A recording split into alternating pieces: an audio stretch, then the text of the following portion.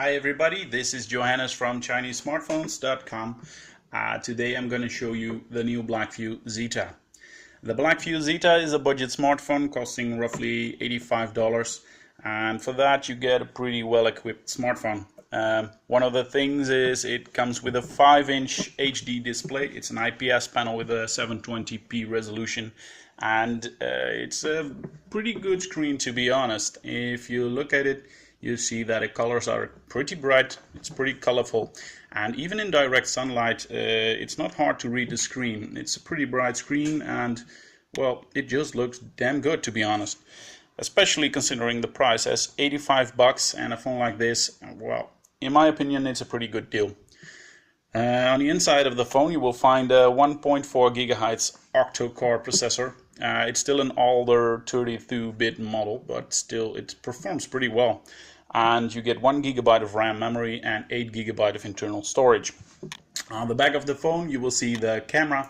It's an 8 megapixel camera with a flash, of course, and it performed pretty well. It's not one of the best cameras on the market, but hey, what could you expect from an 85 buck smartphone? But looking at the camera, you do have some interesting options. One of the things is it looks pretty nice. If you look at the different functions you have, we have, of course, HDR, which didn't work very good, but still it works. And you get a very nice panorama setting, which works very well. Especially that one, we were quite amazed by the quality of the panoramas it shoots. Of course, you also get some other settings. You can put in your GPS location information, and of course use ISO in settings and stuff like that. You also get a flash. It's not a very strong flash, but it's okay. And yeah, overall we were pretty satisfied with the camera. As said, it's not one of the best you can get, but for an 85 buck smartphone, yeah, we were generally satisfied with this thing. The interface itself looks a little bit childish. That's because they use their own little layer over the Android system, and it gives you a lot of colors, but it also looks a little bit playful to me.